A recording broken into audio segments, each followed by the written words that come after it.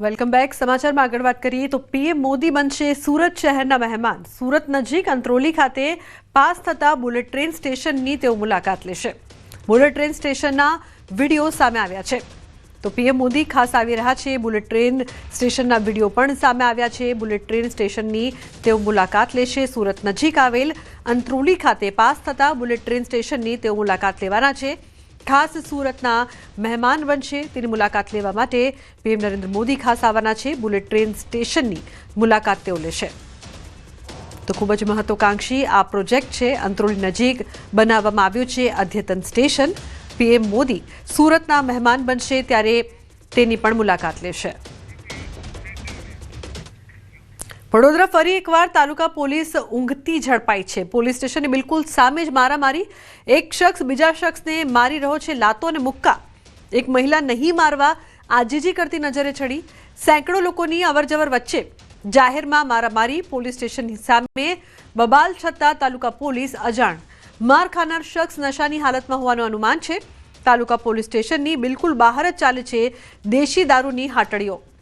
Police station બહાર દારૂની હાટડીઓ ચાલે છે, મારામારી થાય છે, પરંતુ પોલીસ જે છે તે ઊંઘતી ઝડપાય છે. અથવા લોકોને જરા પણ ડર નથી કે સામે પોલીસ સ્ટેશન છે, મારામારી ન કરે. પરંતુ પોલીસ ઊંઘતી હોય તો પછી લોકોને કઈ રીતે તેનો ડર થાય તે પણ જોવા મળી રહ્યું છે. પોલીસ સ્ટેશનની બિલકુલ બહાર દારૂની હાટડી ચાલે છે, મારામારી કરવામાં આવી રહી છે. એક મહિલા આજીજી કરી રહી છે કે ન મારવામાં આવે, છતાં પણ અહીં આ દ્રશ્યો જોવા મળી રહ્યા છે. સુરેન્દ્રનગર વઢવાણના નાના કેરાડા પાસે બે ભૂમાફિયાઓને પોલીસે ઝડપી પાડ્યા છે. આ બંને ભૂમાફિયાઓએ ગેરકાયદેસર રેતીના ખનન અંગે રેડ બાદ ડમ્પર અને લોડર છોડાવવા મામલે ખનિજ વિભાગના અધિકારીઓ સાથે બબાલ કરી હતી અને મામલો પોલીસ મથક સુધી પહોંચ્યો હતો. ખનિજ વિભાગના અધિકારીઓ પર ડમ્પર ચડાવી જાનથી મારી નાખવાની ધમકી અંગે બે ભૂમાફિયાઓ સામે ફરિયાદ નોંધાઈ હતી. ધમકી આપનાર બંને ભૂમાફિયાઓને પોલીસે ઝડપી પાડ્યા છે. જોકે ખાણ ખનિજ વિભાગના અમુક અધિકારીઓની મીઠી નજર હેઠળ જ ભૂમાફિયાઓ બેફામ બન્યા હોવાની ચર્ચાએ જોર પકડ્યું છે. લોડર મશીન અને ડમ્પર જે માલિક જે હતા તે ત્યાં ઘટના સ્થળે પહોંચેલા હતા અને આ જે માલિક છે તેમણે ચાવી ઝૂંટવી લેવાનો પ્રયત્ન કરેલો હતો અને ત્યાંથી ડમ્પર તેમના ઉપર ચડાવીને મારી નાખવાની ધમકી આપેલી હતી. આ સમગ્ર ઘટનાને ધ્યાનમાં લઈને વઢવાણ પોલીસ સ્ટેશન વિસ્તારની અંદર ભારતીય ન્યાય સંહિતાની કલમ નંબર 221, 352, 351, 3 અને 54 એમ સરકારી ફરજમાં રૂકાવટ, મદદગારી અને જાનથી મારી નાખવાની ધમકી બાબતનો ગુનો દાખલ કરવામાં આવેલો છે. આગામી 13 થી 16 નવેમ્બર 2025 દરમિયાન સાબરમતી રિવરફ્રન્ટ ઇવેન્ટ સેન્ટર ખાતે આંતરરાષ્ટ્રીય કક્ષાનો શાકાહારી food festival food for thought festival 2025 CM Bhupendra પટેલના હસ્તે ખુલ્લો મુકાયો.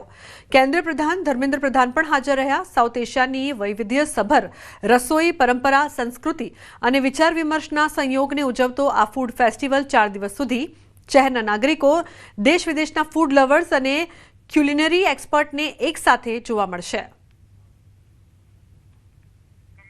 આંતરરાષ્ટ્રીય કક્ષાનો આ ફૂડ ફેસ્ટિવલ છે ફૂડ ફોર થોટ ફેસ્ટ 2025 આ ફેસ્ટિવલનું નામ છે. કેન્દ્ર પ્રધાન ધર્મેન્દ્ર પ્રધાન પણ હાજર રહ્યા હતા, સીએમ પણ હાજર રહ્યા હતા. વૈવિધ્યસભર રસોઈ પરંપરા અને સંસ્કૃતિનું સમન્વય અહીં જોવા મળશે. ખાસ કરીને દેશ વિદેશના જે ફૂડ લવર્સ છે તે પણ અહીં ઉમટશે અને અલગ અલગ સ્વાદની મજા પણ માણશે. ખાસ કરીને આંતરરાષ્ટ્રીય કક્ષાનો આ શાકાહારી ફૂડ ફેસ્ટિવલ છે જ્યાં તમામ લોકો ખાસ હાજરી આપી રહ્યા છે અને અલગ જે સ્વાદ છે તે પણ અહીં માણવા મળશે. અમરેલીના ચિતલ ગામથી પસાર થતી ટ્રકની બ્રેક ફેલ થઈ છે. ટ્રકની બ્રેક ફેલ થતા અફરાતફરી મચી છે. બેકાબુ ટ્રકે 7 થી 8 બાઇકનો કચ્ચરઘાણ વાળ્યો. રોડ સાઈડમાં રહેલી દુકાનોના છાપરા પણ ઉડાડ્યા. સદભાગ્યે કોઈ જાનહાનિ નહીં. તો ટ્રકની બ્રેક ફેલ થતા અફરાતફરી મચી ગઈ હતી. અકસ્માતની આ ઘટના સામે આવી છે. બેકાબુ ટ્રકે 7 થી 8 બાઇકને ટક્કર મારીને કચ્ચરઘાણ કર્યો હતો. રોડ સાઈડમાં રહેલી દુકાનોના છાપરા પણ ઉડાડ્યા. તો ચિતલગામથી પસાર થતી ટ્રકની બ્રેક ફેલ થઈ હતી, જે બાદ અફરાતફરીનો માહોલ જોવા મળ્યો હતો.